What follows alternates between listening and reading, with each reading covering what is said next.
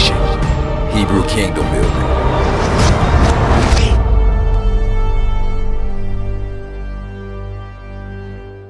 Shemo 21.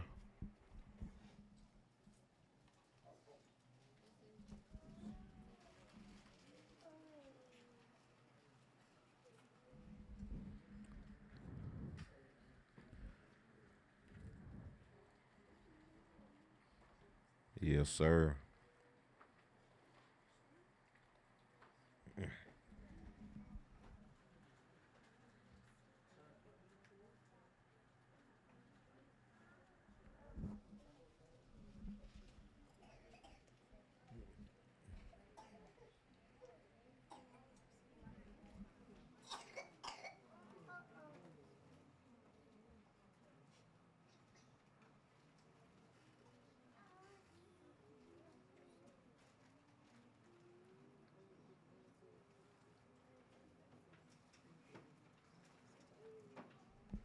Yeah, I wanted to say something about last Shabbat that I forgot to say. I don't have the slides book. I don't have my computer, and I don't think it's worth taking the time to try to pull up the old slides. I think most of y'all will remember though. But do y'all remember the word that we looked at last week? I think we only looked at mainly one word as far as Hebraically and the breakdown aspect of it. Khatan. Khatan. And what did that mean? Wedding, marriage. It could mean father-in-law. They translated that way, but yeah, y'all get the gist of it. It really means law, but they translated it as father-in-law. And it was a het, noon, tav. Y'all remember that? Het. Y'all know Hebrew enough to, without me have shown a slide, to know what I mean when I say het, noon, tav. Khatan. Khatan. And we were showing how there's other words around that word. You know, you got chen in there, which means favor, grace. You also have chanit. That's het nun yotah, which it means arrowhead, spear. Remember that? You also have, right, Eamon, right. Y'all on it. You also have nun tav. Tav nun. Tan, right? Tan, which is a dragon or a big sea serpent. Y'all remember that? Tan. So I meant to bring, this is an important part about Tan. That's Tav Nun. Tav is like the mark, the covenant, the Nun is the seed, right? That's a marked seed. Tan is the marked seed. It's a seed that's marked for destruction. Y'all remember in Revelation? There was a mark of the beast you can get, right? And if you get the mark of the beast, you mark for destruction. That's Tan. That's the seed of the serpent. The marked seed. You see what I'm saying? And remember we talked about how that all lines up, how the seed of the woman is going to crush his seed, the seed of the serpent. That's the seed of Babylon. That's the seed of the beast. It's a marked seed. So I just wanted to add that just as we move along as a recap, but that's something that was really, really important that I forgot to tell y'all last week. That was really, really important. All right, y'all ready?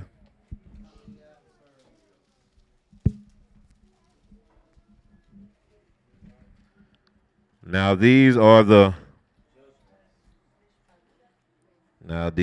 judgments. Yep, that's why they call it to a portion mishpatim, which you shall set before them.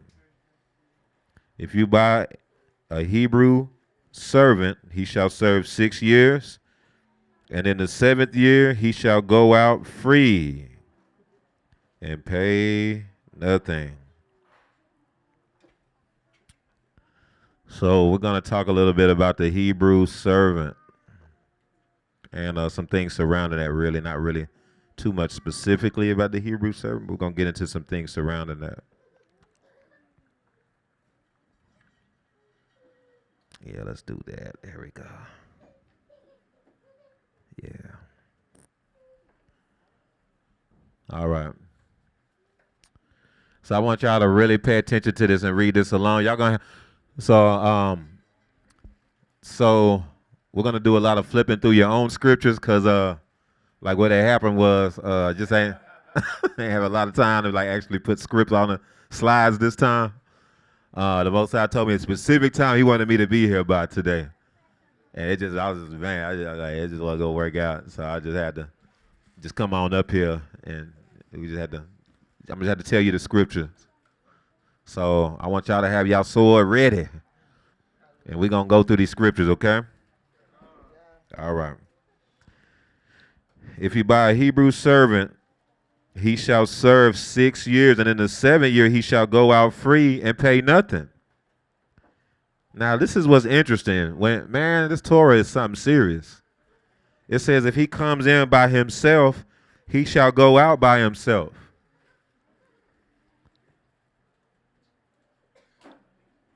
If he comes in married, though, then his wife shall go out with him. But if his master gave him a wife and she born him sons or daughters, the wife and her children shall be her masters. That word is adonim.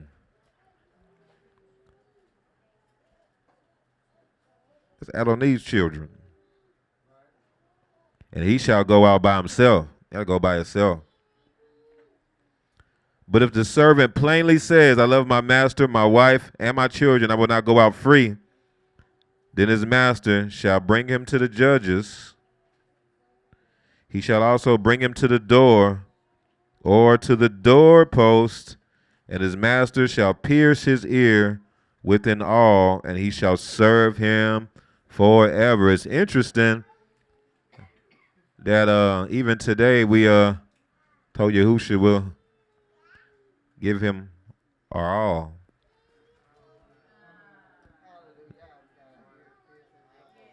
And he purchased us. Where he is. You know, if you want to be Adonij's forever, you have to put blood on the doorpost. You have to put blood on the doorpost. I'm just saying. What did they tell the Israelites in Egypt?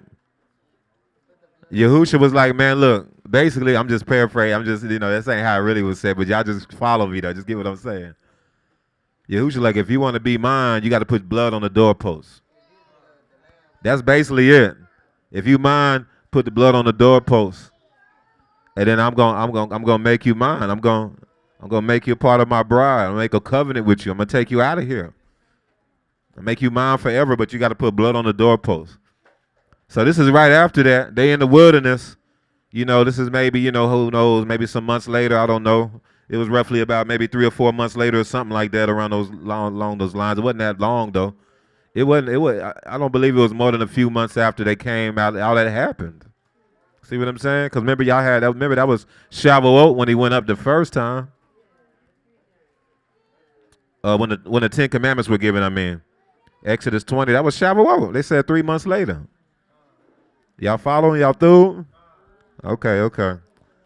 So this was only a few months. This just happened. Y'all gotta kind of get a feel of our ancestors.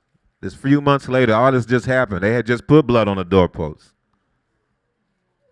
to become Yahusha's, and then he made a covenant with him. They said everything we'll do. We'll do it. Exodus 20. He brought out the ketubah, the 10 Commandments. And went on a covenant with them. And then he comes out with these laws about servants. Do y'all ever think about this? What about our forefather Yisrael, Jacob? He went in there under Laban, didn't he? Didn't Laban give him his daughters and he met.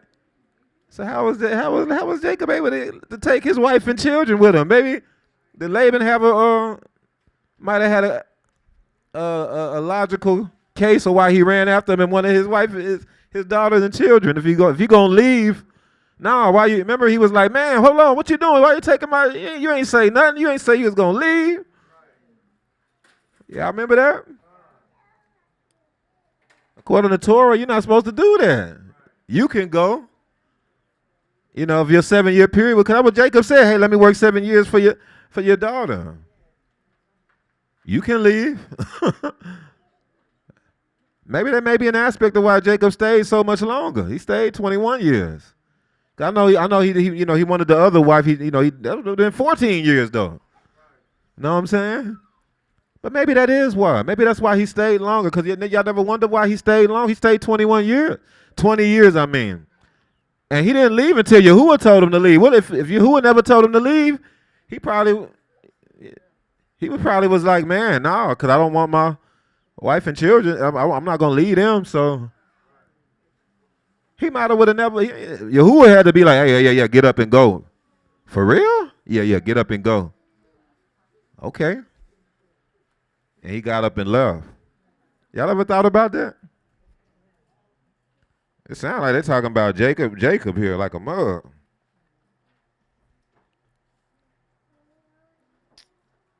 It's just food for thought, though. Just food for thought. Now, here's another way to look at this. Here's another aspect. You know, these things be kind of, when you read in Torah, you know, a lot of stuff is a double-edged sword. You know, you have a positive and negative on a lot of aspects. This is about being born again.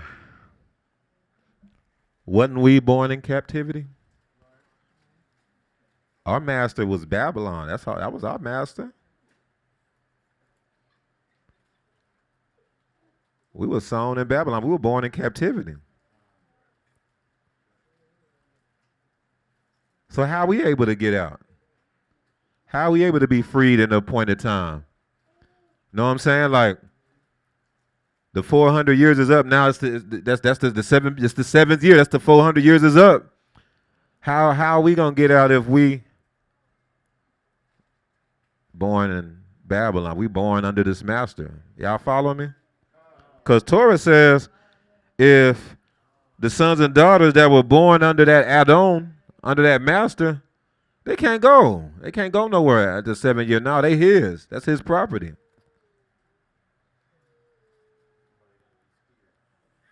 So how, according to this principle, could we get out of the captivity? Because the way the Torah states that you belong to your master. It's interesting. Y'all see that even in the worldly laws.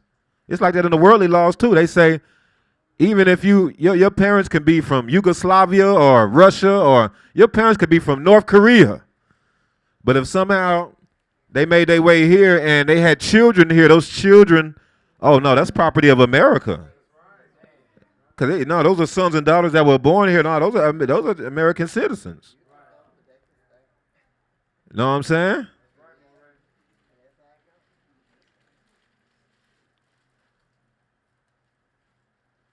That's why you got to renounce America. You got to renounce Gudon. You got to renounce that. We were born here. So they put a seal on you, say, oh, no, we your master. No, you belong to us. You were born here. You're property of America.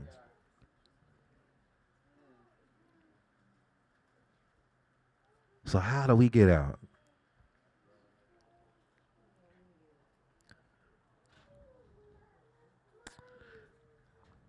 We get out through being born again.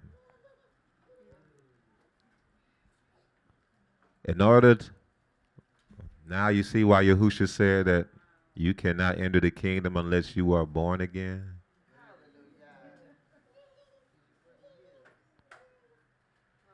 It is impossible. Because if you are born of Babylon, you got to serve your master. They have legal right over you. They do. That's Torah. Legal right over you. You have to be born again in order to make it into the kingdom. Go to John chapter 3. Are y'all able to follow what I'm saying here? Okay. Y'all, that's what the Exodus was all about. When they put the blood of the lamb on the doorpost, that was all about being born again. Remember we talked about that last year? Remember, they had to go through the dalet. What do you think the doorpost is? It's the dalet. What is the doorpost? That's the dalet. The dalet is the door. Y'all know in Hebrew, the dalet, that's the door. That literally means the door. So you have to put blood on the doorpost in order to what? Be born again, or if you want to be sealed to Babylon, or if you want to be sealed to Yahusha. All right, let's go to John chapter 3. Y'all ready? Verse 1. There was a man of the Pharisees named Nicodemus, a ruler of the Yahudim.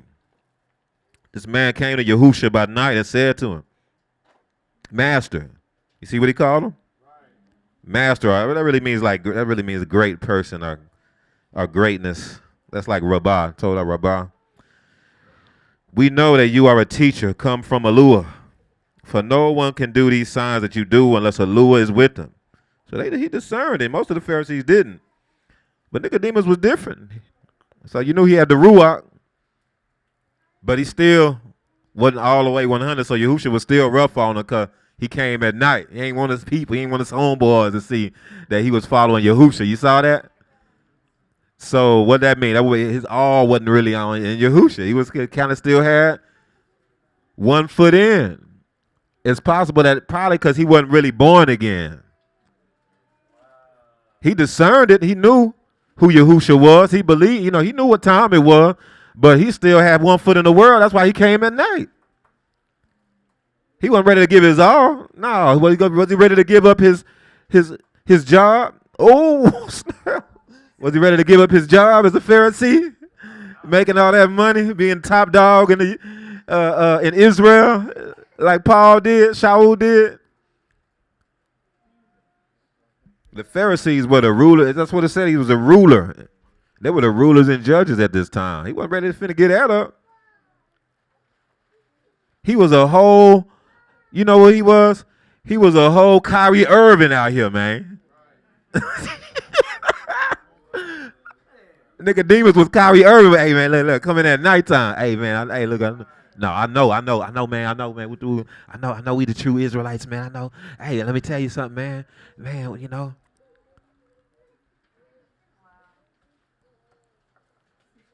But in public, probably a whole different person. The Pharisees and that, man, they be on that blasphemy, man. That dude, who should get on my nerves? He be coming through here like he all that. And he be sitting there, yeah,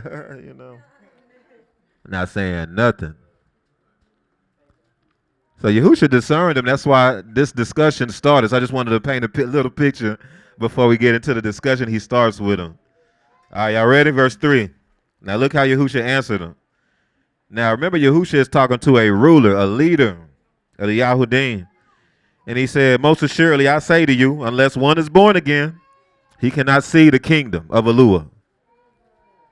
Nicodemus said to him, how can a man be born when he is old? Can he enter a second time? Hold on. Can he enter a second time into his womb and be born? Yahusha answered, most assuredly I say to you, unless one is born of water and the Ruach, he cannot enter the kingdom of Alua. That which is born of the flesh is flesh. In other words, you're going to be who you born of. If you're born of the flesh, it's flesh. And that which is born of the Ruach, though, is Ruach. This last fast was a test of that.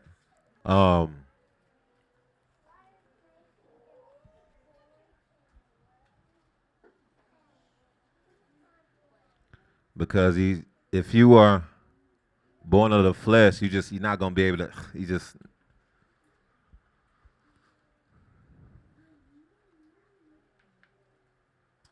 If you feed your flesh too long, you're not gonna be able to do the ruaco things. That's gonna actually afflict your flesh, afflict you in the flesh. Now, what it doesn't mean is that because you could fast that you're born of the ruach. It don't mean that either. But generally speaking, when you are of the Ruach and when you are Ruach, you can do those things for the Most High.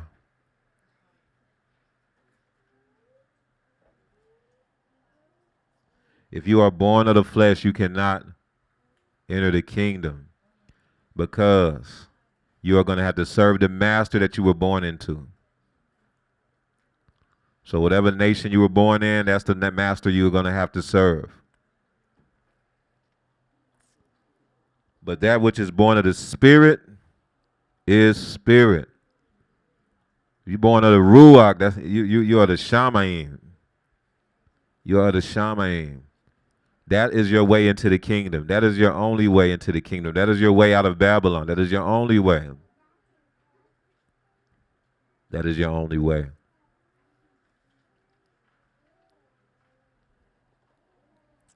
Because if you are not born again and you try to leave Babylon and try to enter into the kingdom, Babylon has still legal rights over you.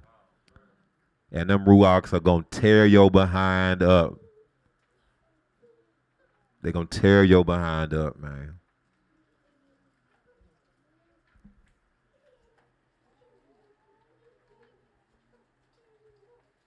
See, we think this stuff is just physical when you're talking about these social security cards and all that. You think it's all physical. When really it's more ruwako than physical. The physical is just a physical representation of what's going on ruwakally. They own you when you were born of the earth.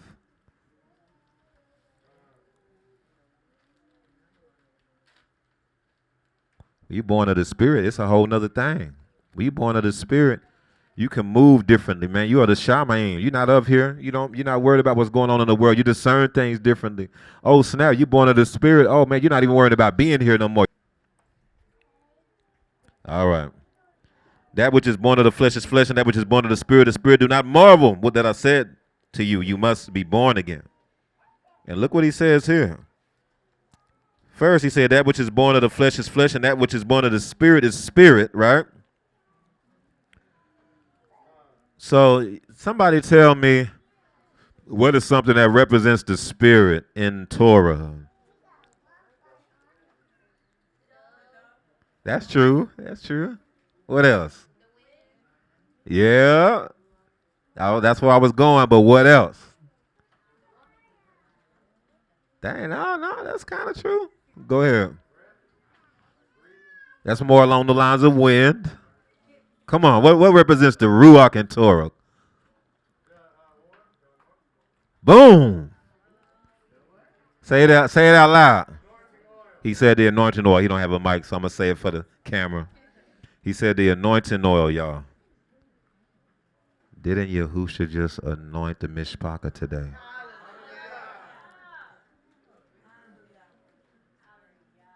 The anointing oil that's the ruach. That's what it symbolizes. Because in the tabernacle in the Torah, it's the anointing oil that keeps the fire going. That's what keeps the fire going on the menorah. It's the anointing oil. That's the ruach, the oil, keeping the oil in your lamps, being able to be a light to the nations. You have to have a ruach for that. And Yahusha anointed his people today.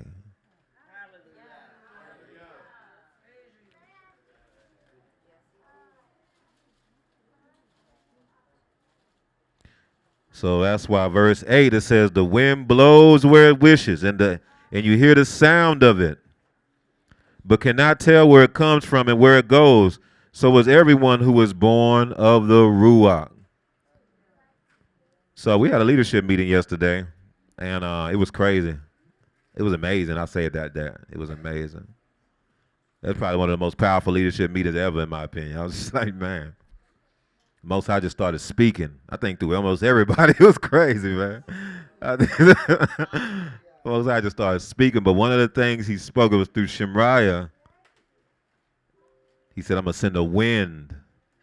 I'm going to send wind through the assembly tomorrow. That was yesterday when it was something along those lines. Most High spoke again and said something around, because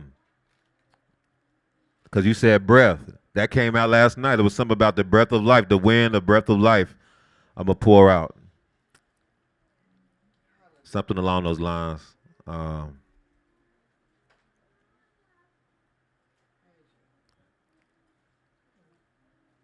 you can't be born here. You can't be of this place if you and make it to the kingdom. It's impossible. It is not possible. That's why Yahushua was teaching this back then.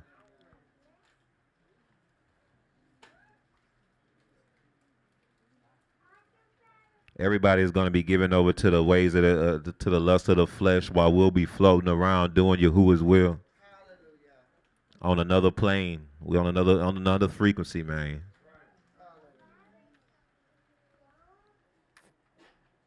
All right, let's go back. Exodus 21. Now go to Matthew 6. Go to Matthew 6.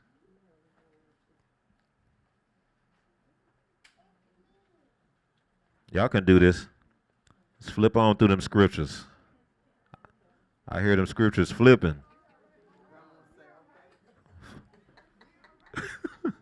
Flip the script.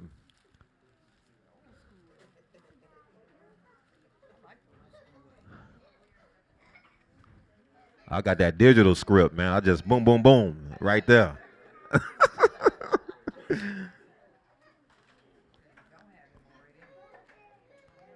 Tell her about pay her for helping Ema. Greatly appreciate it. Greatly appreciate it. Y'all ready? Now look what it says here. Yahushua been teaching this for a long time. We just ain't really know what he was really saying when he was saying these things. No one can serve what? Man, I don't know what we was just like. He been talking about this. We've been reading these scriptures for years, right? No one can serve two masters. He said, you either he will hate the one and love the other, or else he will be loyal to the one and despise the other. Like, that's it. No one can serve two masters. Adonim. Right now we're reading about the servants and their Adonim, they masters.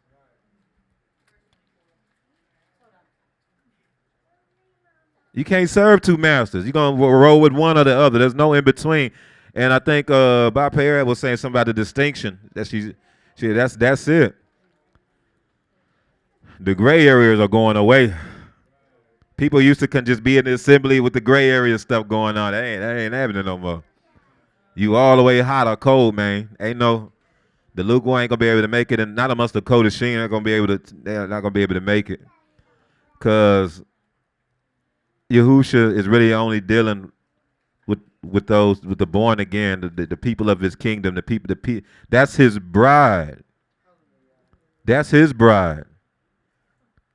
Go back to Exodus 21. I'm gonna try to get what I'm saying.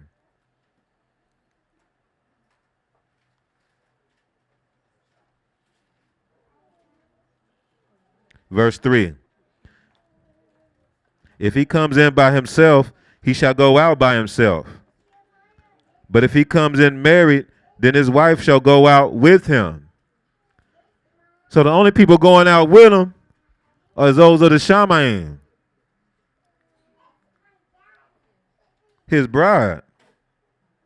If his master has given him a wife, and she born him sons or daughters, the wife and her children shall be her masters, and he shall go out by himself. Those born of sown in Babylon, they ain't going to be able to go. He got to go by himself. But those born again, they are the Shamayim. That's what Yahusha's of the Shamayim, right? So that's basically the bride who came with him in a sense. Verse 5, but if the servant plainly said, I love my master, my wife, and my children, I will not go out free, then his master shall bring him to the judges. He shall also bring him to the doorpost, and his master shall pierce his ear with an awl, and he shall serve him forever. I've seen this happen before too. You might have one from a house who's born again, who the Most High dealing with, got the Ruach and everything, but maybe the Isha is not. She's born of Babylon, and she's not changing. And he'll go on and get his ear pierced through. Nah, I love my wife and my children. Nah, I'm going to stay with you, Babylon. We seen it. He could have left by himself. He would have had to leave him though. But he would have made it to the kingdom. He could have did it. But he said, no. No, master. Adonai, no. See how it's a double-edged sword. And straight got an earring. Earring, marking you as a slave. Actually, he's marking you. It's like a covenant thing. That's why even in Hebraic tradition, earrings is part of the marriage tradition. Nose rings, things like that. Piercing through with an awl. You belong to. You have an Adonai. You have an Adon pierced through in your nose, your ears. You have a master. You belong to someone. You get what I'm saying? Let's keep going. Let's try to get through this, man. Think y'all get the gist of that part.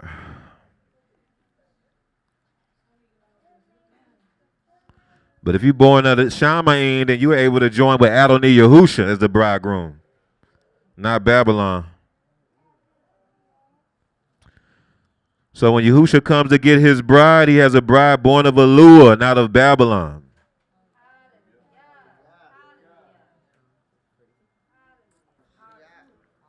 For Yahusha already told me, he already told me that we are his. We belong to him. Yahusha has redeemed me from this land. I renounce Babylon in the name of Yahusha HaMashiach, for I've been purchased.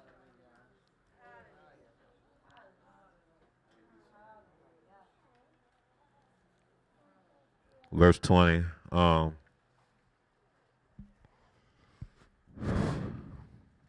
Well, not verse 20. Keep going up. Let's keep reading. My bad. Go back up to verse 6. Then his master shall bring him to the judges. He shall also bring him to the door of the doorpost, and his master shall pierce his ear with an awl, and he shall serve him forever. You cannot serve two masters. Yahusha was talking about mammon, which is like riches. Specifically. That's the ways of Babylon, man. Yeah, if you're doing that, you're not going to be able to be born of the Shamaim. People that are born of the Shamaim, they're not even thinking about that like that. All right, let's keep going. Verse 7. Now I want y'all to see this part is big, y'all. Verse 7. And if a man... Oh, that's two. Oh, I like it. I see the flowers. So, and if a man sells his daughter to be a female slave, she shall not go out as the male slaves do. Now this is talking about a daughter. Oh, okay. Oh, snap. Talking about a daughter now. If a man sells his daughter to be a female slave, she shall not go out as the male slaves do. If she does not please her master. Now, this is important. I want y'all to really look at this verse in verse 8, because I feel like it's no, I ain't gonna say I feel like. No, it's misinterpreted, extensively misinterpreted. But if she does not please her master, who has betrothed her to himself, then he shall let her be redeemed. Okay, so this is what this really says. This is how I look at it. If she sees evil in her master, y'all look at the Hebrew. It basically says ra ayin, evil. Ayin means to see, to watch. So if she sees, that's this. Well, let me read it how it says it. It says, if she does not please her master who has betrothed her to himself, then he shall let her be redeemed. He shall have no right to sell her to a foreign people, since he has dealt deceitfully with her. How did he deal deceitfully with her if it's just she just didn't please him? Y'all get it? It's because the English, they did this, and it's, this was kind of done on purpose to water down what it was really saying, just to be straightforward with y'all. But all praise to the Most High that we had the Hebrew to really look at it. So if a man sells his daughter to be a female and she sees evil, I'm sorry, as the male slaves do, if she sees evil in her master who has betrothed her to himself, if he's evil, then he shall let her be. That word for redeemed is actually, that's rescued. Yeah. Then he shall let her be rescued or delivered, saved. This is a protection from Yahuwah for a wicked shepherd. This is protection that Yahuwah had set up for a wicked shepherd. That if it's a wicked shepherd and he is evil towards a daughter of Yahuwah, then he has to let her go. He has to let her be saved, rescued. He legally has to let, if they can prove that this dude is evil, wicked. Let's keep reading. I'm telling you, this is what it's saying. I know y'all probably like, well, let's keep reading though. Watch. Got to keep reading. It says, he shall have no right to sell her to a foreign people. That's why it's saying that. Like, no, you can't sell her to the other nations now. You can't do that now because you were evil to her. It says, since he has dealt deceitfully with her. That's not what it says. It's crazy how they watered this down. That word for deceitfully is actually dealt treacherously with her. So look it up. That's really what that word means. It says, he shall have no right to sell her to a foreign people since he dealt treacherously with her. Treacherously with her.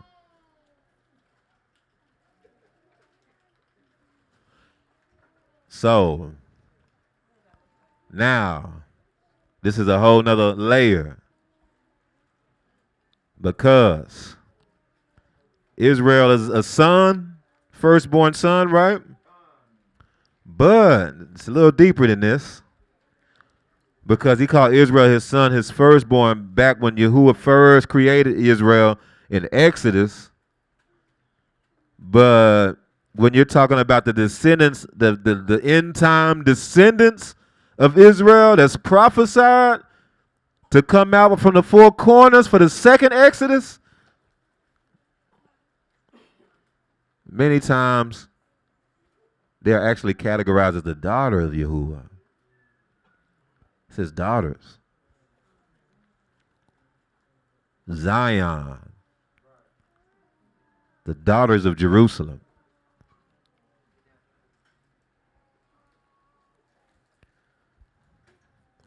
So that's actually, that gives legal right for us to be able to be purchased out of Babylon right there. Because we're under an evil master who dealt treacherously with the daughter of Yahuwah. Y'all following? It's legal right for us to be redeemed and rescued. That's why Yahusha, y'all know we call him Ab Yahusha, don't we? That's why that was a big deal when Yahusha came in. The Brit Hadashah was like, this is how you pray. Say, our Father, Heavenly Father. That's a big deal because the dad has legal right to come and rescue the daughter that was sold into slavery under a wicked master, a wicked shepherd. Ain't this Torah wild though? This Torah is amazing. Let's take a look at some things. Are y'all understanding what I'm saying though? Okay. And y'all can put the Hebrew words in the chat so people can really see what I'm saying as far as what Exodus 21:8 is really saying. I think they was just watering this all the way down to try to really hide what this is saying. But told out Yahusha for the revelation. Hallelujah. Go to Zechariah 9. Yeah. Yeah, that was another word that came out last night, huh? It would be new understanding, new revelation, something like that. Yeah.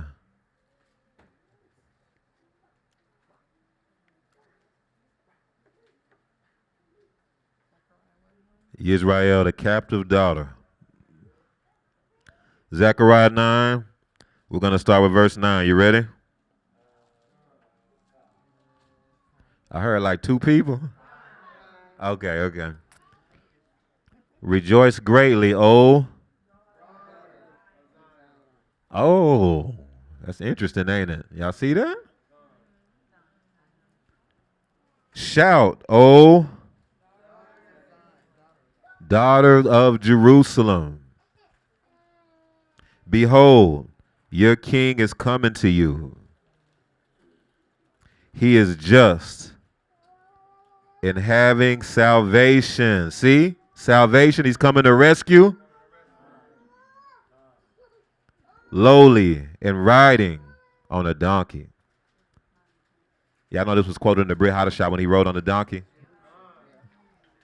When Yahusha rode on the donkey, he came for his daughter. This is about the Torah surrounding the daughter who is under a treacherous master. He is just in having salvation, lowly and riding on a donkey, a colt, the foal of a donkey. I will cut off the chariot from Ephraim and the horse from Jerusalem. The battle bow shall be cut off. He shall speak shalom to the nations. His dominion shall be from sea to sea, and from the river to the ends of the earth. As for you also, because of the blood of your covenant, I will set your prisoners free from the waterless pit. Man, wasn't that Joseph that was in the waterless pit? He said, I will set your prisoners free. He's going to set those in bondage free. Verse 12, return to the stronghold. That's like a place of refuge. Return to the stronghold, you prisoners of hope. Return, go to Torah land. Go to the place of refuge. You prisoners of hope. Even today I declare that I will restore double to you. For look here, this came out today too. For I have bent Judah, my bow. Chanit. That's probably not Chanit. That's probably bow. I forgot what that word, the word for rainbow. Oh, that's in italics though. Oh, okay. Y'all on it. Oh, snap. Y'all in it. Every Academy of the house. Fitted the bow with Ephraim. He fitted the bow with Ephraim and raised up your sons, O Zion, against your sons, O Greece. Oh, y'all see this? This is an end time prophecy. It made you like the sword of a mighty man. Then Yahuwah will be seen over them, and his arrow will go forth like lightning.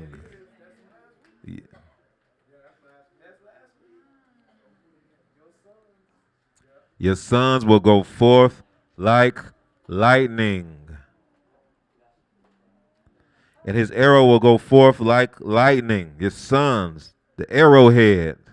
Is that Chanit? See what that is.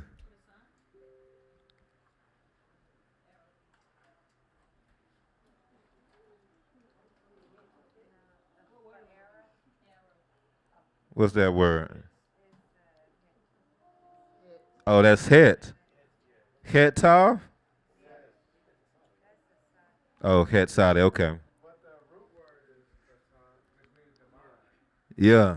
Yeah. Het tav is also we talked about that yet last week too. The sons of terror, like the sons of Het, terror. So that's still around Chanit. That's still the same. Get what I'm saying? It's still all in that same aspect, same letters, similar letters. Verse 14, then Yahuwah will be seen over them, and his arrow will go forth like lightning. Somebody saw a flash of light today?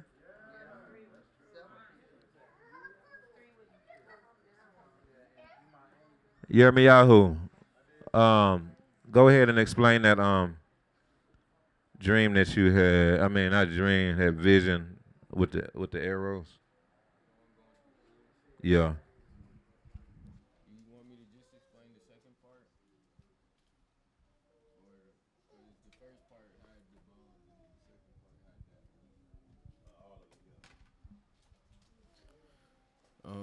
So this week on Revi E, I had a vision.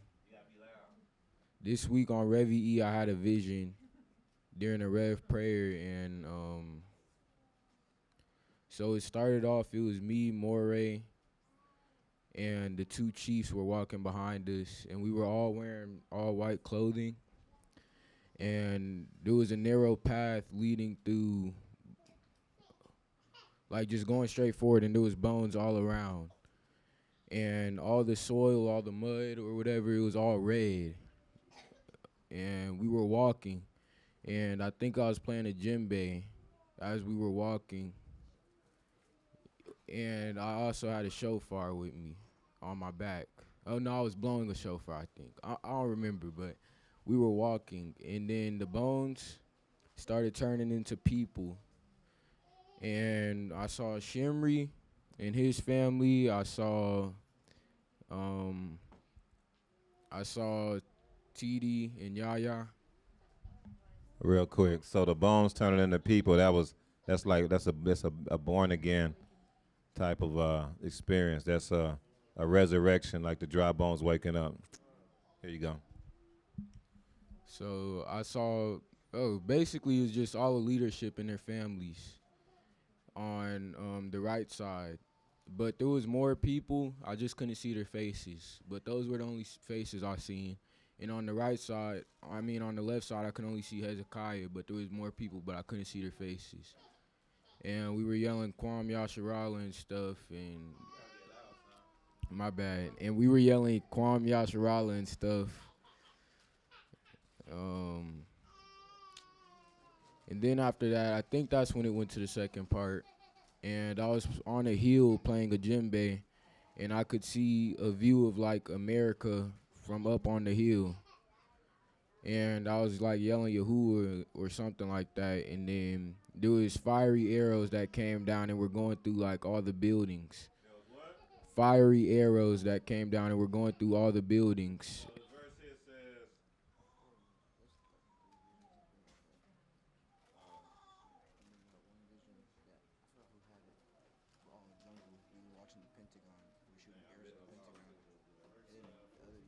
Verse 14, it says, and his arrows will go forth like lightning. Lightning, that's fire too. So keep going. And then the arrows were huge. They were bigger than the buildings, really. And when the arrows would go through one of the buildings, they would turn into pillars, pillars of stone. So the arrows would go into the building, and the building would turn into a pillar of stone.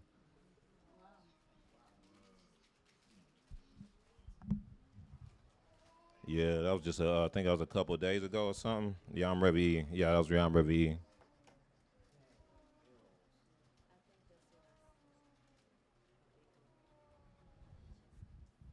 Oh yeah, I remember you said that with the chess piece. Yeah, so let's keep reading. So in Yirmiyahu, in the vision, the Most High gave to Yirmiyahu, those arrows were destroying Babylon, right? Verse 14, it says, then Yahuwah will be seen over them, and his arrow will go forth like lightning. Yahuwah Eluah will blow the trumpet. Remember, Yirmiyahu said he was blowing the shofar. And go with whirlwinds from the south. Yahuwah Sabaoth will defend them. They shall devour and subdue with Eben. They shall drink and roar as if with wine. They shall be filled with blood like basins, like the corners of the altar. Yahuwah their Eluah will save them in that day as the flock of his people. This is about salvation. For they shall be like the jewels of a crown, lifted like a banner over his land. Man, it's crazy. The Most High gave us a word today about being adorned, being showed off to the people. And it says here in verse 16 that Yahuwah their Eluah will save them, will rescue them in that day as the flock of his people. And for they shall be like the jewels of a crown. That means he's going to show them off. They're going to be like a crown. A crown is something to be showed off, like beautiful and blinging.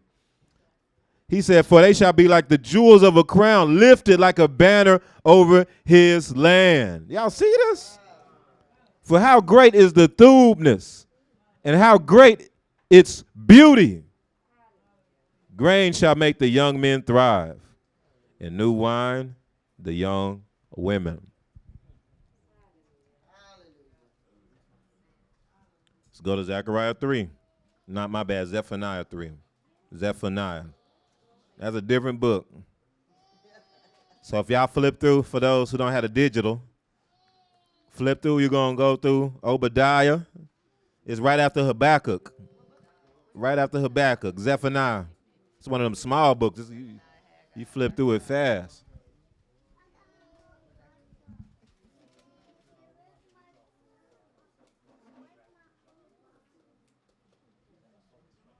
All right, y'all ready? Zephaniah chapter 3.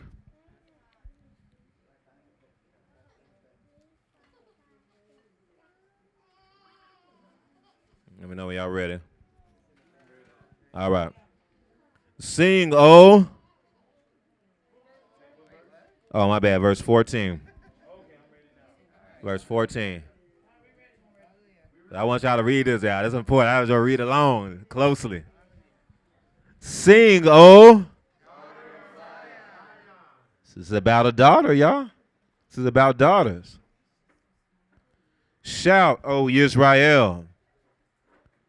Be glad and rejoice with all your heart, O daughter of Jerusalem. See, a lot of these prophecies, when they're talking about the end time Israelites, the end time people who he's gathering from the four corners, he calls them his daughter.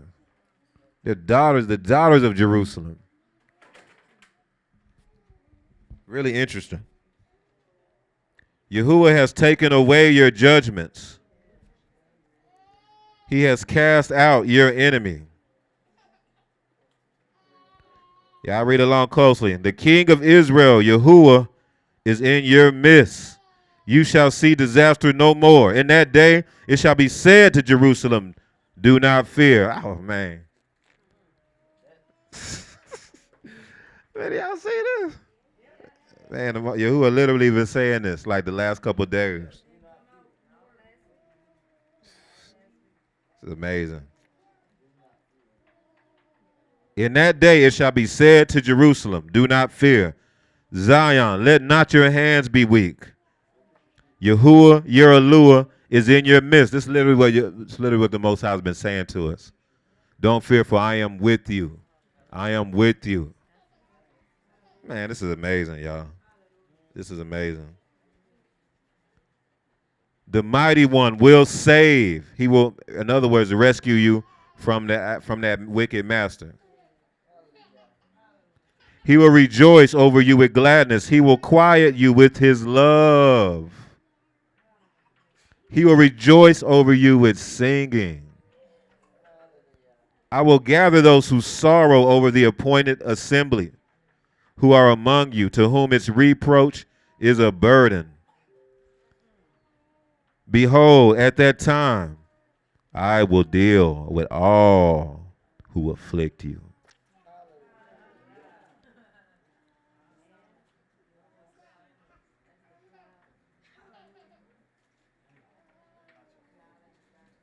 I will save the lame and gather those who were driven out. I will appoint them for praise and fame.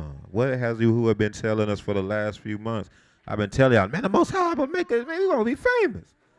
The Most High showed me this several times. Remember I told you I called Chief Yahushua about that one. And he was just like, oh, yeah. Yeah, we know. Like, this is about what's going on right now, man. I will appoint them for praise.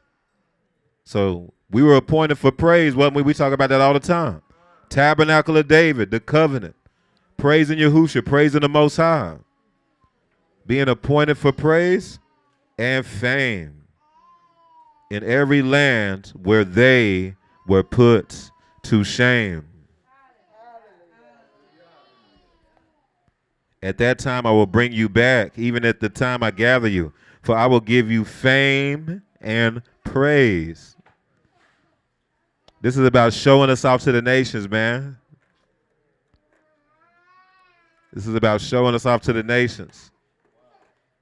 For I will give you fame and praise among all the peoples of the earth, amongst the nations, when I return your captives before your eyes, says Yahuwah. He has returned us. That's why he has appointed us for praise. Like, that's literally what we are appointed for. That's why we don't praise just for fun. That's why this is what we are called to do. This is what we are made for. We are appointed to praise. All right, y'all. Go to Zechariah chapter 2. So that's back to Zechariah. If at all possible, y'all, please minimize the movement, if at all possible, unless it's an emergency, please.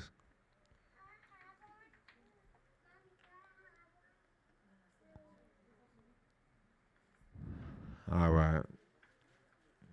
Zechariah 2, chapter 6. Y'all ready? Zechariah 2, verse 6.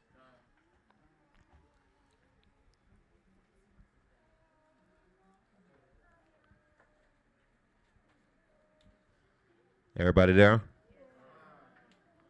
Up, up, flee from the land of the north, says Yahuwah. For I have spread you abroad like the four winds of heaven, says Yahuwah. Up, Zion, escape you who dwell with the daughter of Babylon. For thus says Yahuwah Sabaoth, he sent me after glory to the nations which plunder you. For he who touches you touches the apple of his eye. Man, y'all better know who you are. Y'all better know what time this is, man. Verse 9, for surely I will shake my hand against them, and they shall become spoil for the servants, their servants. Then you will know that Yahuwah Sabaoth has sent me. Sing and rejoice, O daughter of Zion. There you go. Whenever you see those words about the daughter of Zion, they talking about you. For behold, I am coming. For behold, I am coming, and I will dwell in your midst, says Yahuwah. Many nations shall be joined to Yahuwah in that day, and they shall become my people. And I will dwell in your midst. Then you will know that Yahuwah Sabaoth has sent me to you. And Yahuwah will take possession of Judah as his inheritance. And Yahuwah will take possession of Judah as his inheritance in the Kodesh land. And will again choose Jerusalem. So what this is saying is that Yahuwah is going to take his people from the wicked the wicked master, as his inheritance. That's why he keeps saying, oh, you're mine, you're mine. You belong to me. We are his possession. This has already happened. This stuff is coming to pass now. And then he is bringing us into Kodesh land. We keep saying, oh, man, Torah land, man, that's Kodesh ground, man. That's holy ground. That's holy land. And will again choose Jerusalem. Be silent, all flesh, before Yahuwah, for he is aroused from his Kodesh habitation.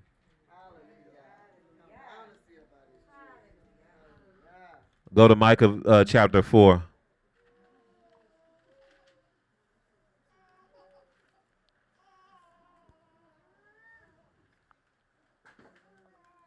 Let me know when y'all get there. We're going to go to verse 8. Micah chapter 4, verse 8. Nah, we'll start with verse 6. Verse 6. Micah chapter 4, verse 6. And we're going to read through verse 8. You ready? In that day, says Yahuwah, I will assemble the lame. I will gather the outcasts and those whom I have afflicted. That's y'all. So when he's talking about he's going to assemble the lame, he's talking about y'all. Because of this captivity, we were a people that were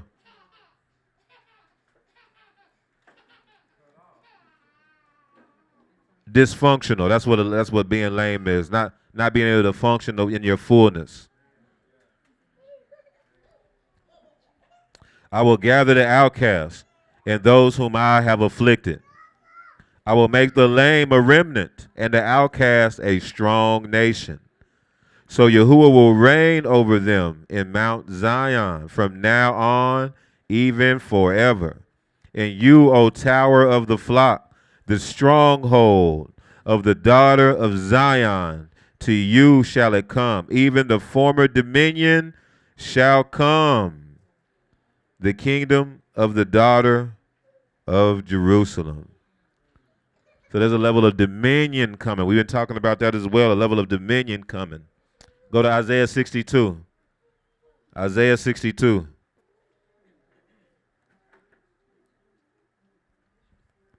And we're going to look at verse 11. Try to go a little faster.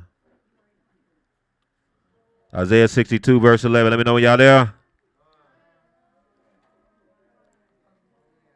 I'll wait a little bit longer.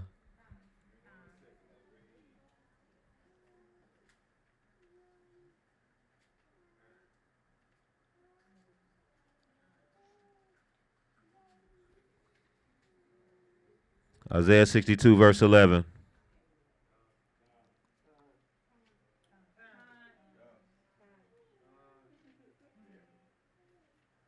All right, verse 11. Indeed, let's start with verse 10. Go through the gates, prepare the way for the people, build up the highway, take out the stones, lift up a banner for the peoples. Indeed, Yahuwah has proclaimed to the end of the world. Say to the daughter of Zion, surely your salvation is coming. I'm coming to rescue my daughter. Behold, his reward is with him, and his work before him. And they shall call them the Kodesh people. And the what? The redeemed of Yahuwah, those who were rescued of Yahuwah, those who were delivered by Yahuwah. And you shall be called sought out, a city not forsaken. Hallelujah.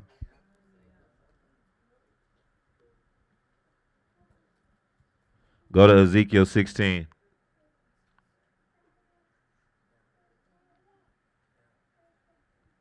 Ezekiel 16, and we're going to start with verse 8.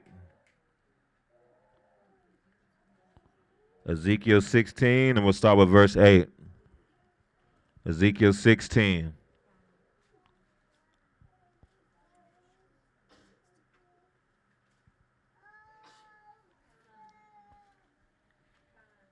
All right. Verse 8. When I passed by you again and looked upon you, indeed your time was a time of love, so I spread my wing over you and covered your nakedness. Yes, I swore an oath to you and entered into a covenant with you, and you became mine, says Yahuwah Eluah. Then I washed you in water. Yes, I thoroughly washed off your blood, and I anointed you with oil. Man, I clothed you in embroidered. Oh, man. I clothed you in embroidered cloth and gave you sandals of badger skin. I clothed you with fine linen and covered you with silk. I adorned you with ornaments. Y'all see this? Put bracelets on your wrists and a chain on your neck. And I put a jewel in your nose and all through an ear. Oh, snap. That's covenant. He put an earring in his ears and a beautiful crown on your head. Thus you were adorned with gold and silver, and your clothing was of fine linen, silk, and embroidered cloth. You ate pastry of fine flour, honey, and oil. You were exceedingly beautiful and succeeded to nobility. Y'all can't make this up, man.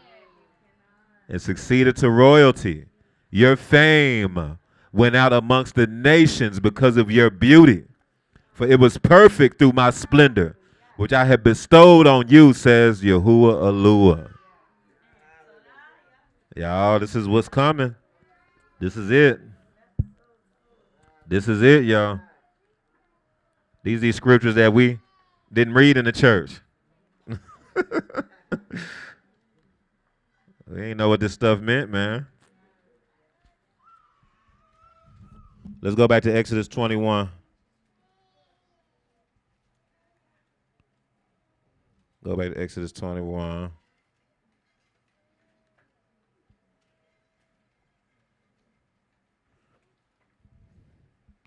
It was basically illegal to be a wicked shepherd. It was illegal. You could not be a wicked shepherd in Israel.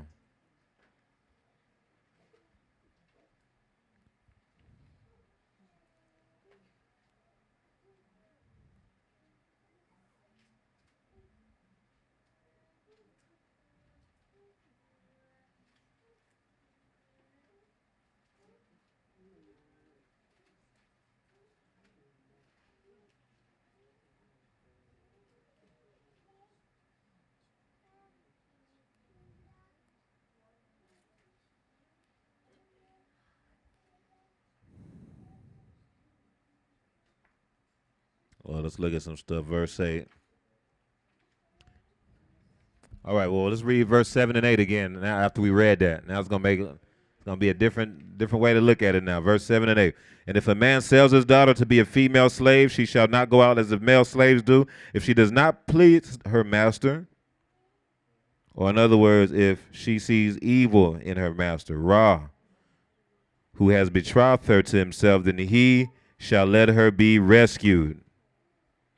He shall have no right to sell her to a foreign people, since he has dealt treacherously with her. And if he has betrothed her to his son, he shall deal with her according to the custom of daughters. If he takes another wife, he shall not diminish her food, her clothing, and her marriage rights.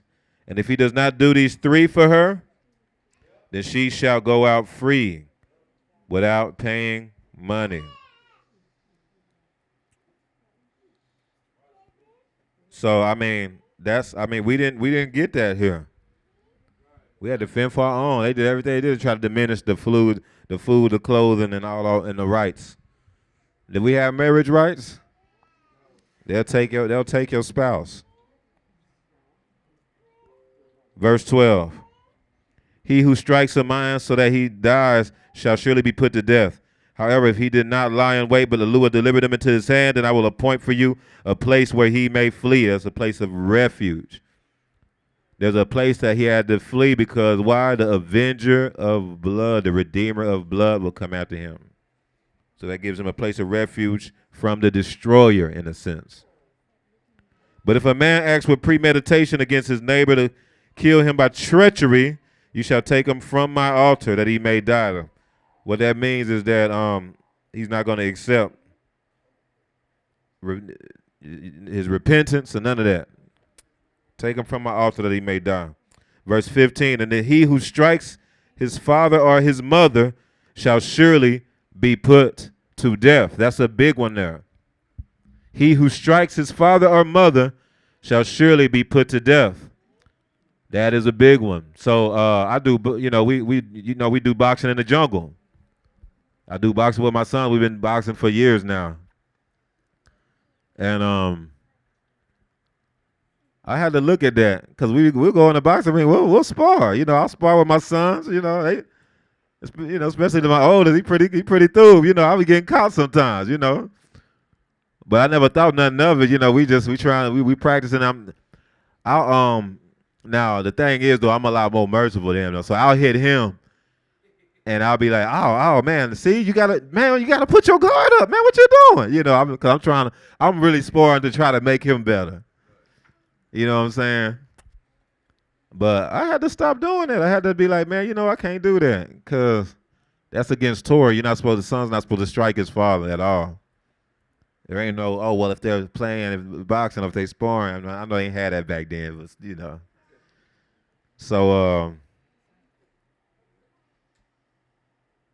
I just got to spar somebody else. He who strikes his father or his mother shall surely be put to death. I know that's not really what this verse is. What this verse is really talking about is, of course, the obvious, right? People striking their parents. people striking their ruachal parents.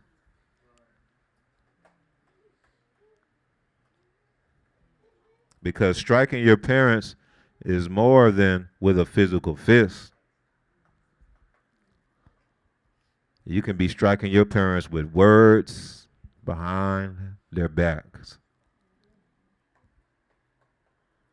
That's why the Most High did not play with anybody who was speaking against leadership, even if it was behind their back, even if it wasn't in their face. Because you are striking your mother and father. Words are like arrows.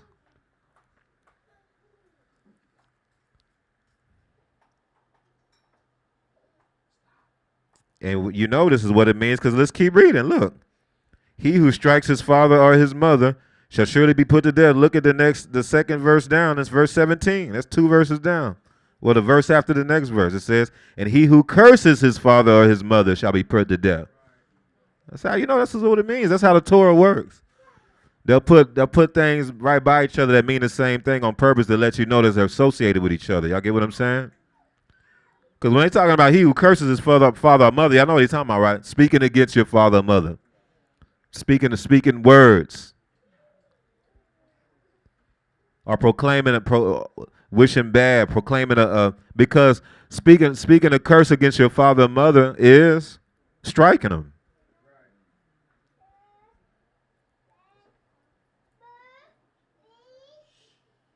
He who kidnaps a man and sells him, or if he is found in his hand, verse 16. I went up one now. He who kidnaps a man and sells him, or if he is found in his hand, shall surely be put to death. That's the transatlantic slave trade. So whenever somebody tries to tell you, yeah, I don't do that Bible stuff, man, because man, they said it's okay to have slavery out there. You know what I'm saying? That's the slave master book. You know what I'm saying? Like, man, you ain't never read no Bible, man. What you talking about? I know the Bible. All they know is John 3:16. They going off of what the YouTubian people's told them. When according to Torah, if you steal a man and sell him, that's the death penalty automatically. That was illegal in Israel. You could never do that. That's the death penalty automatically. And that's literally what happened in the transatlantic slave trade. You know why? That's how Joseph got done, wasn't it?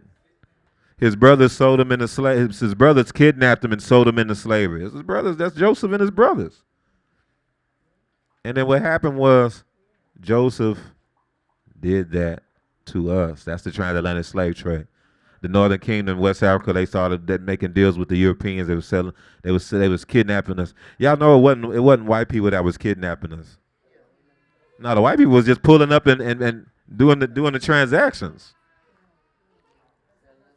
No, y'all think the white people was out there raiding and kidnapping people? They wasn't trying to do all that work. They wasn't finna do that. They was pulling up to the ports and exporting and doing commerce and buying people that were already kidnapped from the Northern Kingdom.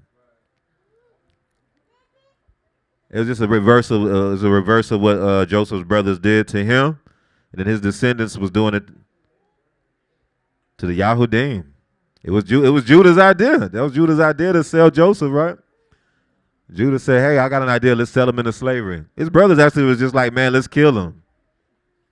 No, don't do that. No, I got an idea. Let's just sell him into slavery. Let's just do that. Had him in a waterless pit. Had him in a waterless pit, just like the prophecy we read. Let's keep going. Verse 18, if men contend with each other and one strikes the other with a stone or with his fist, and he does not die but is confined to his bed, if he rises again and walks about outside with his staff, then he who struck him shall be acquitted. It means if he wakes up, then the person who stole off on him is it says that he's acquitted. That means that he's innocent. If the dude gets up, he shall only pay for the loss of his time and shall provide for him to be thoroughly healed. So y'all saying He not scot-free. That just means he don't get killed. We need to see this Torah land. That's why we're going through all this right now. Torah land. This is what we're gonna be going by.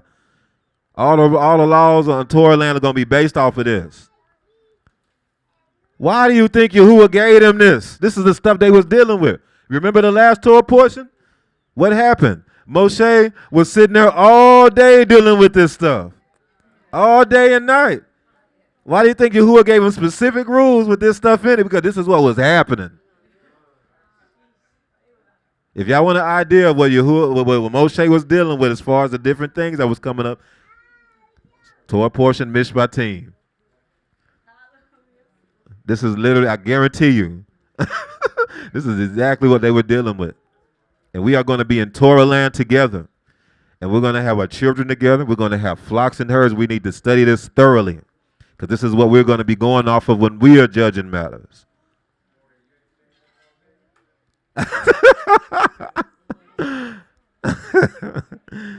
Well, we ain't dealing with 3 million people, you know what I'm talking about? So, but you actually made a great point. That might have been a Ruach, though. Did y'all hear what Shemaiah said? He said, you going to stay up all day? Like Moshe and be judging matters all day and night on Torah land? Moshe had 3 million people. But what did he do? What are these laws really for? He had set up leaders over 10s and 20s. And this is what they were using to judge. These are the things, the leaders over the 10s and 20s and 50s. So that's really us. That's me. We're about in the 50s. There you go. So that's why we going by this on Torah land.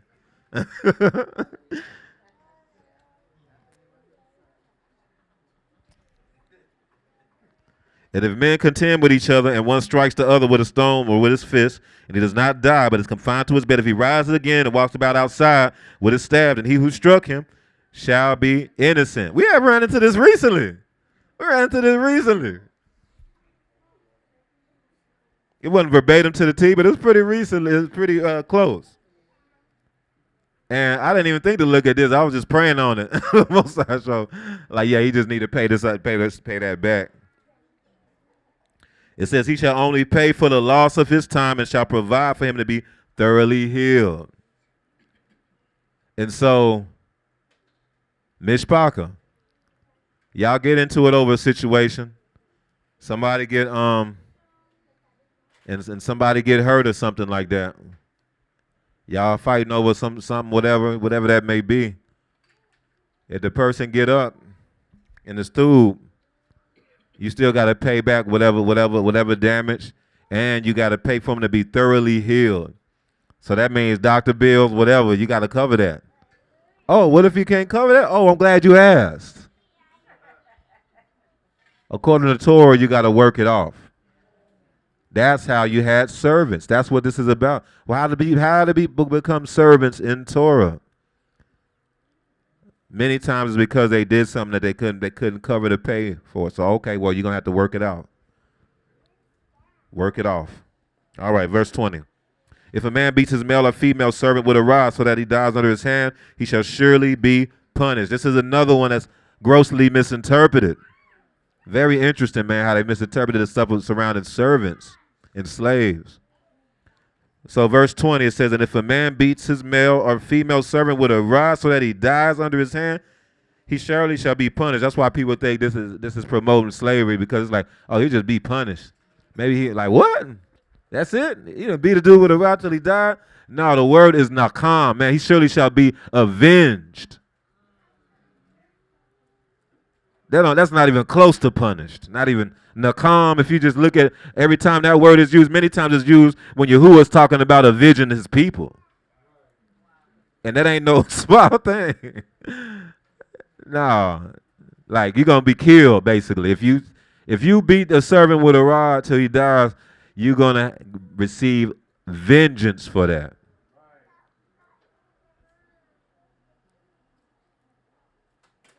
Notwithstanding, if he remains alive a day or two, he shall not be punished. He shall not be avenged, for he is money, is really what it says. Y'all see how it says property? That stuff wild. But, you can kind of say the same. But he is money. Kasep. He is money. He's silver. Kasep. If men fight and hurt a woman with child so that she gives birth prematurely, yet no harm follows, he surely shall be punished. Now, that's actually the real word for punish. Really, it's fined, though, to be fined a certain amount of money. That's how you know they purposely did that above, because that's a totally different word that they still translated the same way. But he shall surely be fined according as the woman's husband imposes on him, is really what it's saying. And he shall pay as the judges determine. But if any harm follows, then you shall give life for life, eye for eye, tooth for tooth, hand for hand, foot for foot, burn for burn, wound for wound, stripe for stripe. Now, I know a lot of people, because of the misinterpretation there, not mistranslation there, that it just says it surely shall be punished. When you see eye for eye, you think, oh man, so that means if he knocked out an eye, then his eye got to come out. Or a foot and his foot got to come. No, this is talking about fining. It says that he shall surely be fined according to the woman's husband imposes on him. You see what I'm saying? So if any harm follows, then you shall give life for life, eye for eye, tooth for tooth. It's basically a punitive amount. The damages for the damages that was done. They do that even in the world. They do that even here. If something happens to where there's some sort of injury or something like that, you can go to court and they'll put some sort of cost to whatever whatever the damages was that happened to you.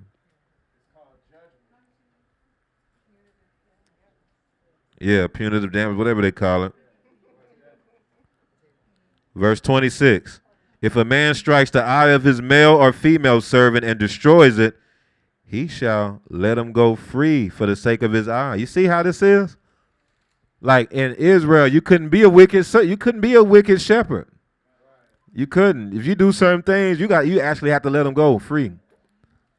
You couldn't be wicked toward them. And see, this is the thing we don't think about.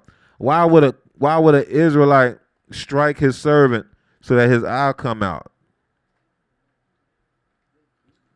The servant could have really did something. What if the servant, most high forbid, you catch him eyeing your wife or something? Or the servant makes a pass at your Isha.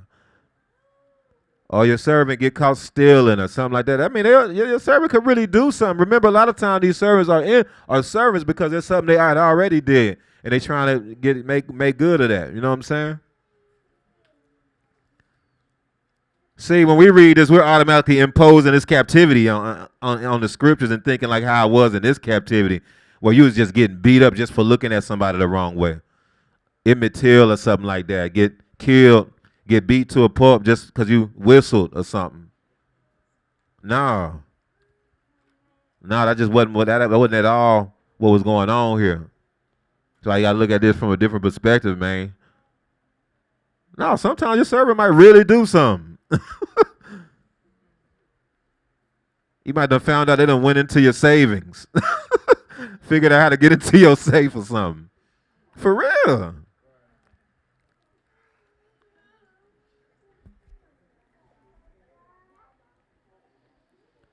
But even then, you still can't do these things. You cannot strike a man to where his eye comes out.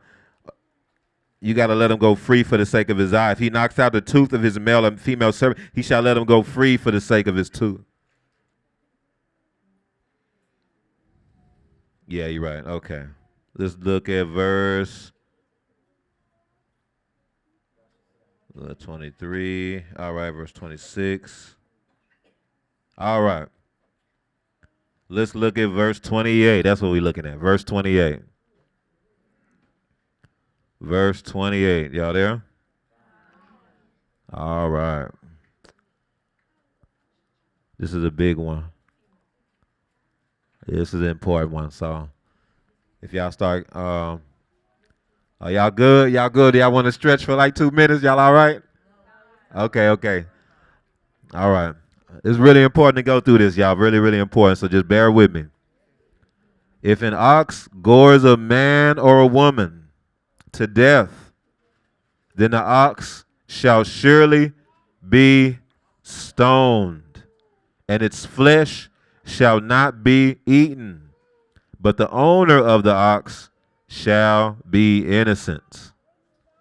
Okay? Now, has anybody ever heard of an ox goring somebody? An actual ox. Oxes, generally speaking, do not gore people. We live in Texas. Come on, man. You be having them longhorns. Whenever you heard of a ox, which is generally speaking a castrated bull, generally speaking, attacking and goring somebody, you don't hear that. I haven't heard of it before ever. I'm not saying it never happened before ever, but we in Texas. I mean, you see them all the time. We would go to the little fair and had the children walking with the ox, taking pictures with the ox. That ox ain't doing nothing to nobody. Big old horns too. Big old longhorn. I should have showed out the picture with the boys we did with them. But the point is, this is an ox really moving out of its function. Now, what happened is that why does that ox got to be stoned, man? That's an ox acting like a bull. Hold on, man. Hold on.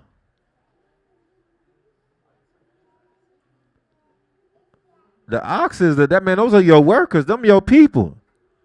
No, they out there doing the work. That's the mishpaka. But if you got some of the mishpaka, now they moving like a bull. That's somebody acting out of character.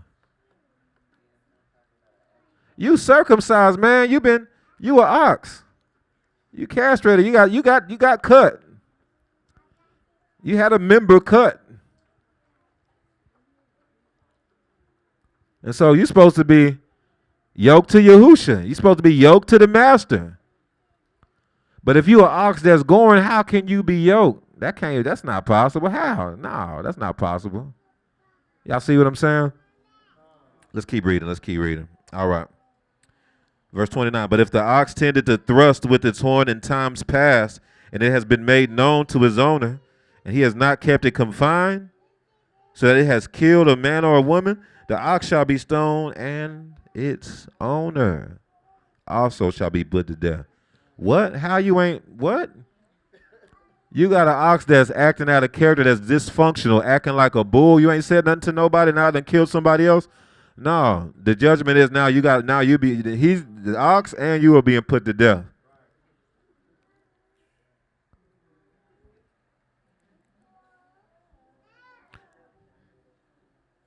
If there is imposed on him a sum of money, then he shall pay to redeem his life, whatever is imposed on him. Whatever it has gored a son or gored a daughter, according to this judgment, it shall be done to him. If the ox gores a male or female servant, he shall give to their master 30 shekels of silver, and the ox shall be stoned. And if a man opens a pit, or if a man digs a pit and does not cover it, and an ox or a donkey falls in it. This is stuff we got to look at. And if a man opens a pit, or if a man digs a pit and does not cover it, and the ox or the donkey falls in it, the owner of the pit shall make it through. Now, really, that's the owner of the pit shall shalom. The owner of the pit.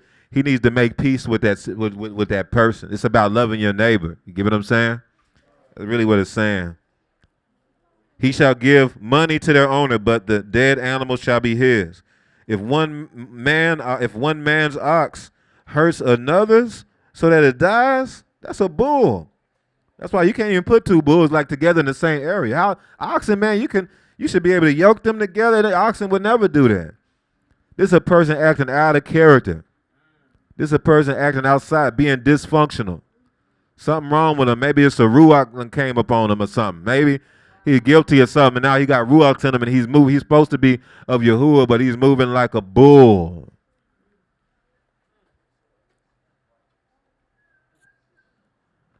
Then they shall sell the live ox and divide the money from it, and the dead ox they shall also divide. Or if it was known that the ox tended to thrust in times past, his owner has not kept it confined, he shall surely pay ox for ox, and the dead animal shall be his own. So let's look at some stuff here.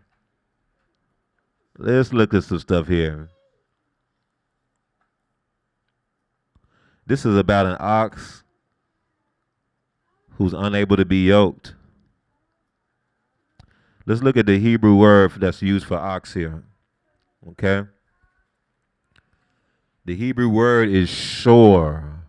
That's Shin Wav Resh. Shin Wav Resh. So what we have here, I want y'all to get to really look at this picture. So you have the head, you have the chief, and it's attached to a farming tool. That's why this is ox. This is an ox. You can see it in the Hebrew. It's the head. It's a rosh, a head that is attached to a pressing tool, an agricultural tool. Y'all see what I'm saying? That's sure. That's the reason why I'm saying that is because sometimes, a couple of times, they actually translated this as bull. I'll submit to you, no, that's not. There's a different word for bull. That's a lot more proper. This is an ox. This is a castrated bull. This is a bull that's circumcised and submitted to the master, who's doing the work of the master.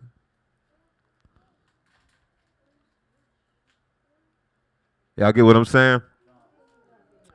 So the resh is the connotation is actually the ox itself, though. The ox is strong head attached to a plowing tool, just like this. That's an example. That would be kind of the sheen. You see what I'm saying? The sheen it means to press. It's like teeth. The plowing tools always have teeth on it. So you use the press or to consume. A lot of times the plowing tools for sowing and reaping, they're gonna have teeth on it that till the ground as the ox pulls.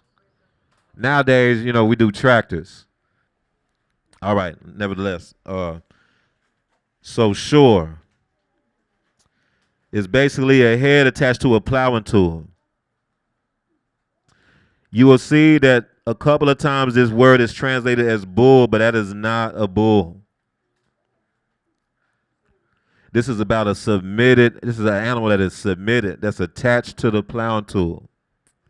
That is an ox. A bull, you will never attach a bull to a plowing tool. You would never do that. It will never happen. It would not. The only thing that a bull is good for that you see in the scriptures is good to be sacrificed.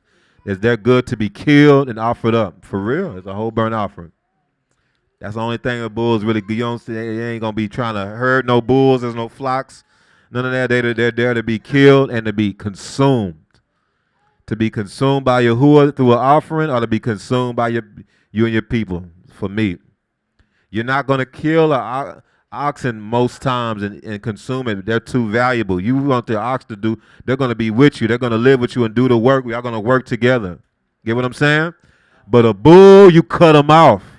You cut off the bull. Yeah, we have bulls in the assembly for real. A bull, you got to cut them off, man. I'm telling you. If you don't cut off the bull, they'll ransack everything. They'll gore people. That's just what they do. Bulls, they can't control their anger, can they? Bull, all you got to do is just poke it a little bit. It'll just be angry. It'll go crazy. That's all you got to do. Poke it a little bit. It'll try to attack everything in sight. A bull, man, they'll just put red in front of that mug. It'll go crazy. Try to attack whatever it can. A bull can't control his anger. Ox, oh no, they got the ruach of self-control. You poke it, it might be like, and then it's gonna be back ready to herd. I'm like, do the work. Are you an ox? I think pretty much everybody here oxen now that's left. I think so.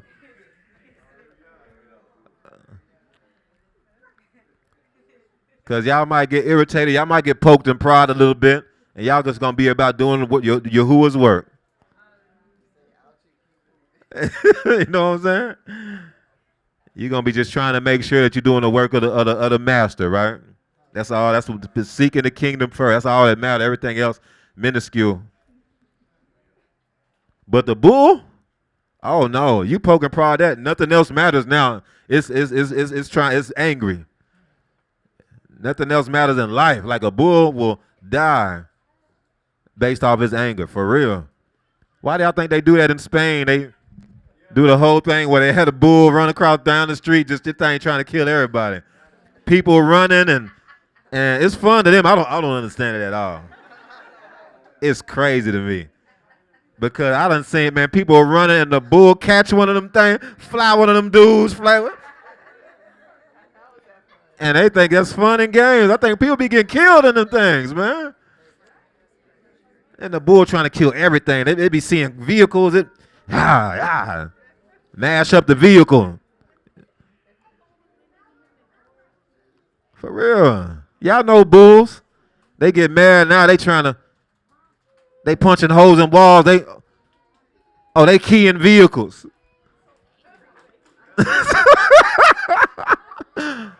Some of y'all used to be bulls. Some of y'all used to be bulls, but then y'all got circumcised though. So y'all wouldn't do nothing like that today. Praise Yahushua. Right. You feel me? Man.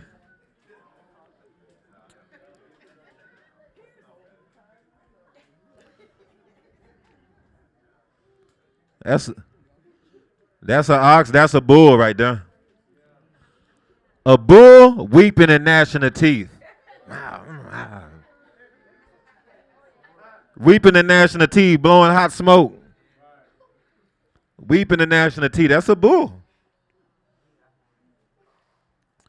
So the better Hebrew word for bull, I want y'all to really pay attention to this. The better Hebrew word for bull is par. It's pay resh. I want y'all to pay attention to this, man. It's important. Because this is the bulls in the assembly, man. This how you be able to tell the bulls in the assembly right away. That's why in the Torah, that's why they said, man, like, that's why certain things was in the Torah the way it is. Because the bull is all about speaking against the head. That's the bull. You see somebody start speaking against the head, they speaking against the Rosh, speaking against Chief. That's a bull, man. No, that's a bull. No, I don't care how much you like them. It is what it is. Them baby bulls, they can be real nice and you'll think they real cool. You give them some people came in assembly as a baby bull, so you loved them and they were real cool and they were cool then. Then by the time they get grown, oh man, they ransacking everything. So really what par is about, this is what's going to drive it home. It's about speaking against the head. It's about cursing your mother and father. Y'all see this? Why do you think it went into those verses about this right after it was going into that about don't curse your mother and father? The word, look, the word for bull comes from the root word, which is actually parar. That's speaking against your mother and father, the two heads of your house. That's the root word for par. Go look it up on the Strongs. Look it up in your blue letter Bible. The root word for bull is parar. It actually means to make void, to be broken, to break, to make void. That's speaking against you are not to curse your mother and father. You are not to strike your mother and father. You ought to be to put to death if you curse your mother and father. Why? That seems like, man, well, if they apologize, no, it's because they are a bull. And the only thing that bulls are good for is to be cut off and killed and consumed.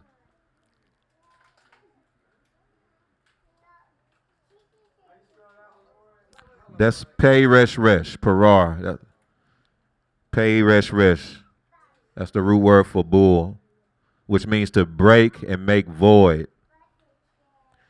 Now, y'all know in the scriptures, in the Torah, there was a bull that has to even be offered up Who? Somebody had their one of the young ladies had their hands up? Oh, what you need, son? Okay. Par is pay rest. But yeah, dang, I lost what I was gonna say, but it's okay. Bulls offered up. Maybe hopefully I'll get it. Yeah. But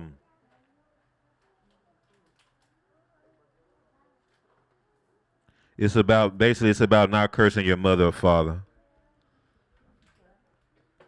Because y'all don't think about that, but the mother is a head too. Y'all know that? The Hebrew word for father is ab, right? That's aleph bet. The Hebrew word for mother is what? Alma, which is aleph mem. They both aloofs. They both strong leaders. They're both heads. You know what I'm saying? That's why the scriptures say not to curse your father or mother. Not to curse the heads, not to speak against the heads. Only a bull will do that. Only a bull will do that. Hallelujah. All right, let's go. Huh? Oh, go ahead, Matt.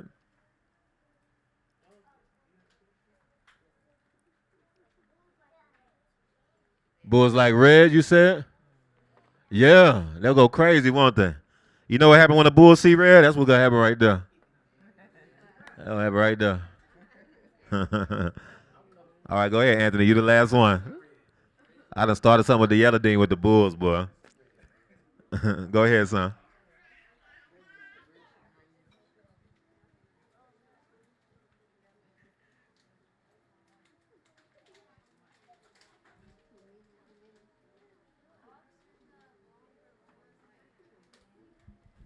It just depends. Some have long ones, some have shorter ones. Yep. All right, y'all. I was thinking about skipping this scripture, but I really can't, y'all. Let's just go there real quick. Jeremiah chapter 50.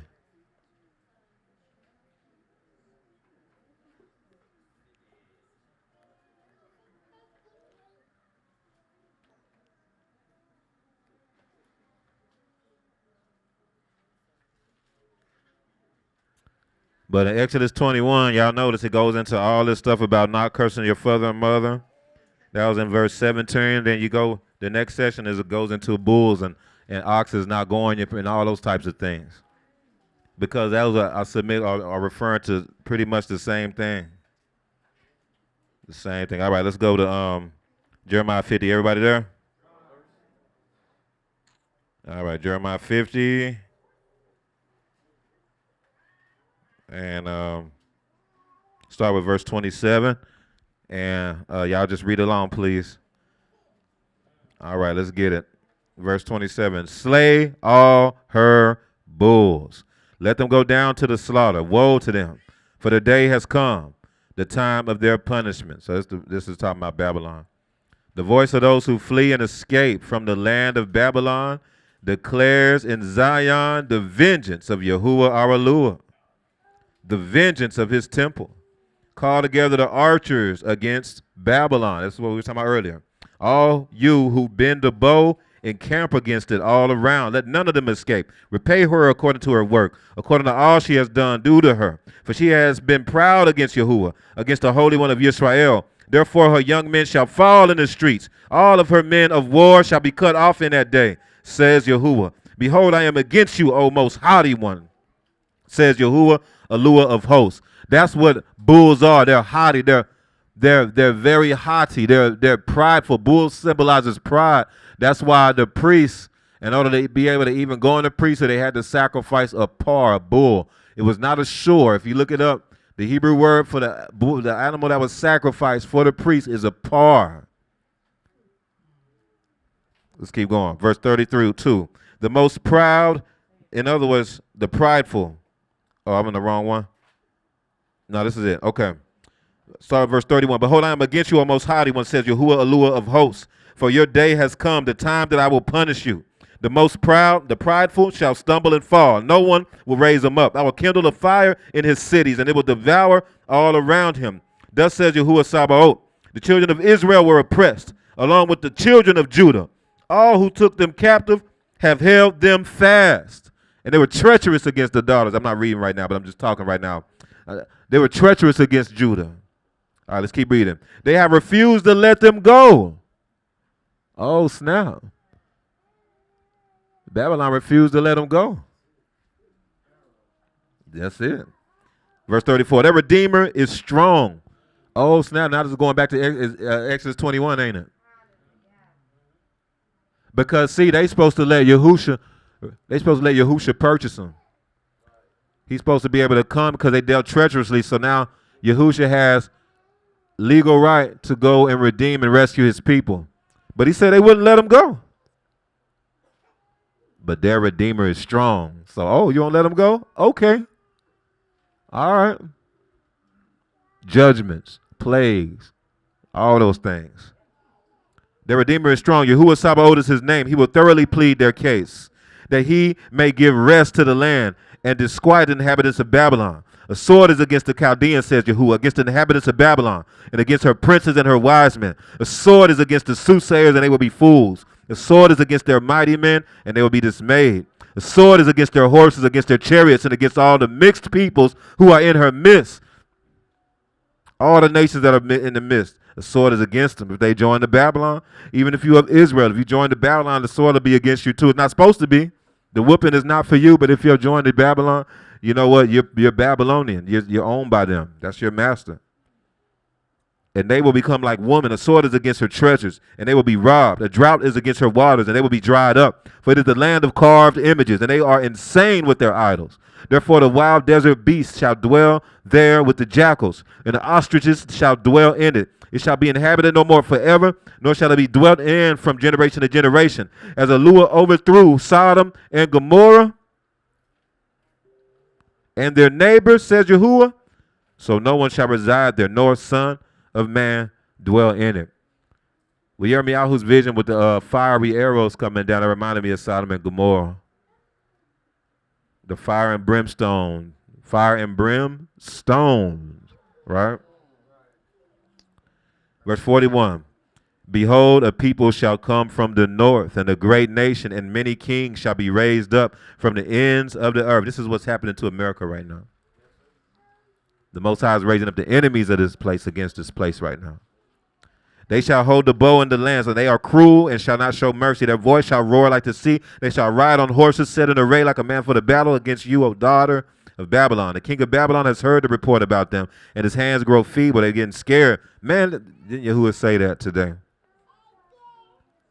Said the nations will be scared and in fear and torment. The king of Babylon has heard the report about them, and his hands grow feeble. Anguish has taken hold of him, pangs as a woman in childbirth. Behold, he shall come up like a lion from the floodplain of the Jordan, against the dwelling place of the strong. But I will make them suddenly run away from her. And who is a chosen man that I may appoint over her? For who is like me? Who will arraign me? And who is that shepherd?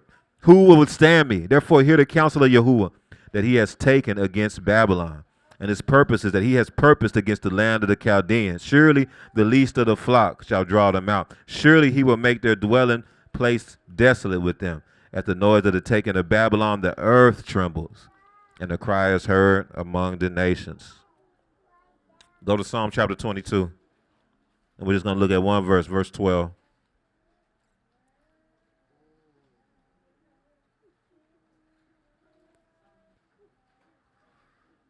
Psalm 22, verse 12. Y'all see what this says? This is actually a prophecy about Yahusha. It says, many bulls have surrounded me. This is actually about Yahusha. Strong bulls of Bashan have encircled me. And look what they do. They gape at me with their mouths. They speaking against him. They cursing their master. They cursing their father. That's Ab Yahusha. Ain't that what happened to Yahusha with the crucifixion? His own people was speaking against him because they were bulls.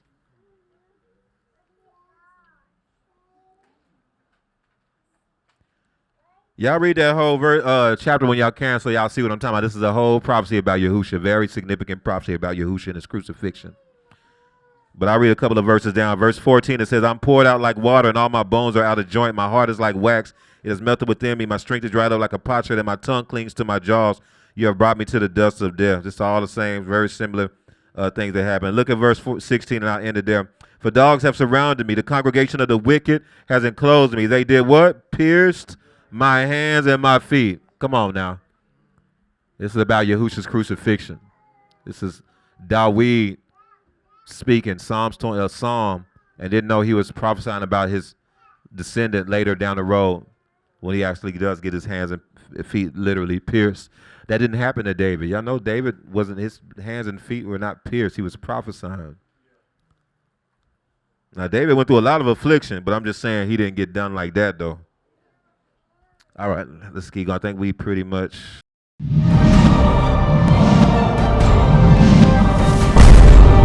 Rebirth of a nation. Hebrew kingdom building.